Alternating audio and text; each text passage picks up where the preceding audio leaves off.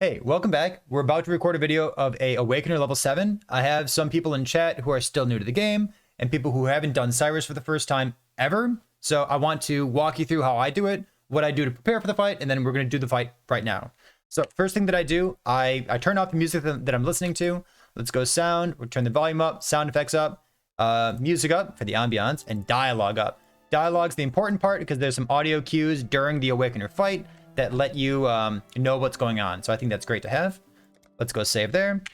For my passive tree, I want to make sure that I have a jewel that has Corrupting Blood on it. I do. Corrupting Blood, it's not necessary, but it makes the fight feel much, much better if you have a jewel like this before walking into the Sirus fight. Next thing, if you have some kind of Chaos Res, if you can craft some Chaos Res in your gear, this isn't something that you do for the Sirus fight, but this is something that you should be doing during your build anyways. The difference between negative 60 Chaos Res and like positive 60 is astronomical for the Awakener fight, and it just feels much better if you can have any kind of Chaos Res on your build. So, we're only doing Awakener level 7 because that's what I have here in Ritual SSF. I think we're about a week into Ritual, right? So let's go like this. Make sure that we have all of our Watchstones socketed in. Awakener level 7. Click this, and let's go. So what are we going to focus on? We're going to focus on audio cues. We're going to focus on like when the boss turns and keeping track of him. If you can watch Awakener, if you can watch what he's doing and you can watch where he's turning before he does certain things, it makes the fight a lot easier. Sure, if you have, you know, 10 million DPS, this fight's pretty flippin' easy, right? There's a lot of damage in PoE, and like if you're playing in Software Trade League, you probably have an astronomical amount of damage. But there's still enough new players out there. This is like, you know, Ritual is the biggest expansion that PoE's ever had. The player base, there's lots of new people playing the game. Hopefully this is helpful information to somebody here. So we have, let's see. I don't have any Fortify in my build, but even if I were using Shield Charge, I like having Dash or Flame Dash, because I feel like having some kind of teleport makes it really easy to jump over beams during the last phase of Sirus here. Let's go ahead and walk in there. I have D&D on as well. Maybe that's not a big issue for you, but it is a big issue for me. So I'm going to walk around a little bit, watch myself lag to death. Good, good, good. And then all we got to do... Gotta walk under this guy. I don't know how many bugs are currently present in the game. We'll find out. So I think the most dangerous part of the first couple phases is the Rain of Stars right there.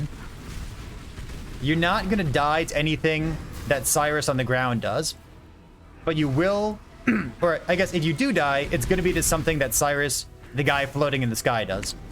So those Rain of Stars things on the ground, I think those are the most dangerous part. Basically, we're just gonna like sit here, hit the guy, kill him. If you watch him, anytime that he teleports somewhere, he's gonna turn to face that direction first, and then he'll go.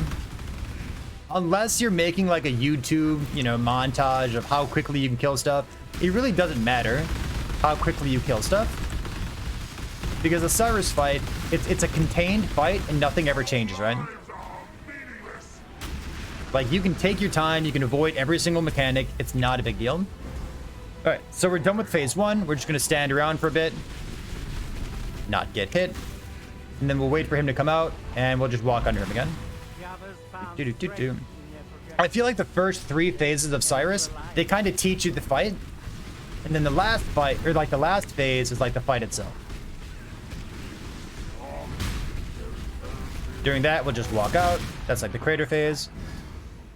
I feel like during the, I call it the bowling ball phase, when he puts the 2 walls on the side of you, I feel like he has a tremendous amount of damage reduction. And like, it feels like he really doesn't take damage. I want to show you something real quick. Let's see if I can get the bowling ball phase to happen again. Whoop. Walk out of there. There we go. So technically, you can walk up and down like this. It's kind of stressful, but like, you know, you can avoid damage during that phase. Most people, what they do is like they'll just walk toward him and then flame dash behind him. Like most bosses in PoE, if you walk in a small circle, they'll never hit you. Keep doing this.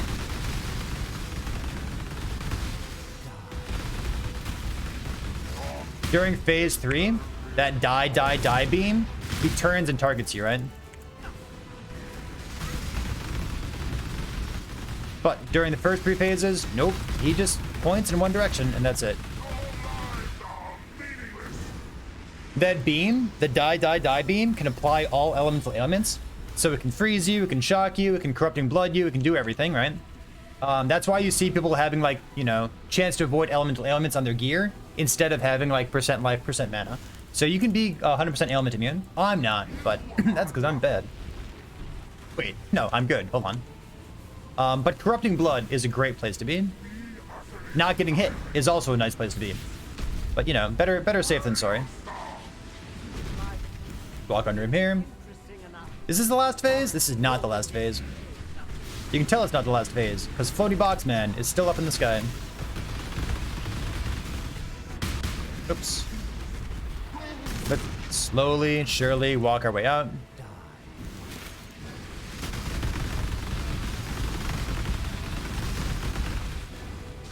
So the build that I'm playing right here, I'm playing an Archmage, Necromancer, Bladefall, Blade Blast character. I think it's pretty good. I love how much block I have on this character. I have like, I think I'm 49, 48 block. And I don't have my roomies yet. So once I do have a roomies, I'll feel really good about it. Keep walking around. I think we're about good here. So tell you what, just so that we can hear things better, because Bladefall, Blade Blast, it's kind of noisy. I'm going to turn down sound effects, and I'm going to turn up the dialogue, okay? Turn this up a little bit. This, something like that, sure. Just so that you can hear exactly what we're talking about when we say audio cues. So, sometimes Sirus is going to disappear and reappear. If he ever does that and makes clones of himself, the one that appears first is the one that is real and the one that will take damage. The other thing to consider is in your options, I think it's in UI, you can have like show mini life bars above enemies. If you have mini life bars above enemies, the one with the life bar is the real one, and that's the one that you can damage. Let's go ahead and do this. Do a little bit of damage to him. Alright. This. We know where to go because there's like little wind currents there. So I think he's right here. Here we go. And I'm just gonna flame dash behind him, right? The first one that showed up here is the one that we can hit. Now you saw him teleport, right?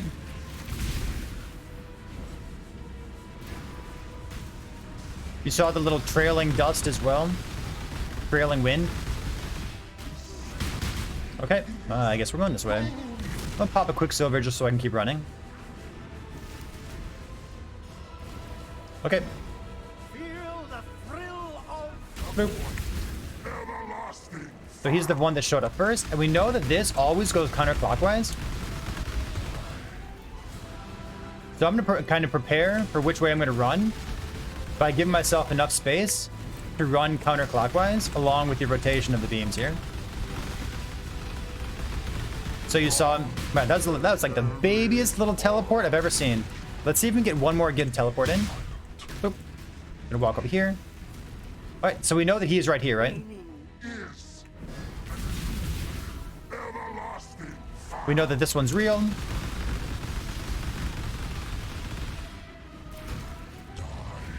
And right when he says die, you have about maybe a quarter of a second, maybe half a second before he starts going somewhere else. So listen, yeah, we can kill him. But killing him's not the fun part. Avoiding mechanics. Come on, chat. That's the good part. Let's do one little rotation before we kill him, alright? First one that shows up is right here. He's right here.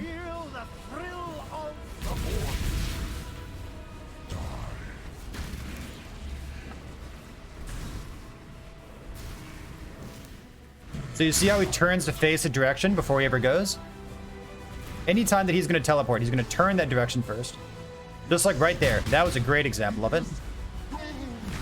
Walk out. First one that shows up is him, so we're just going to kill him.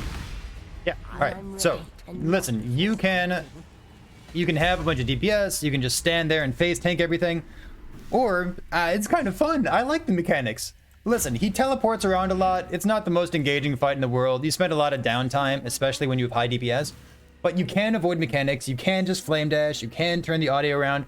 When you see people like Lighty, you know, take lightning tendrils in SSF hardcore during Zizarin's gauntlet and kill this guy with lightning tendrils with no culling strike, it's like, how does he do that? And it's like, well, he's listening to audio cues. He's done the fight before. He knows that anytime that he turns to go a direction, you can just flame dash that way, right? So hopefully this is helpful information to somebody. There's lots of good like videos out there about like how to one-shot this guy and how to tank him. And yeah, you can build your character to like, you know, never take damage or be able to tank a meteor falling from the sky, or you can just walk out of the way. So if you like that kind of stuff, like, subscribe, you can come back later. You can come watch the stream as well, twitch.tv/PayerThePig. We'll see you next time.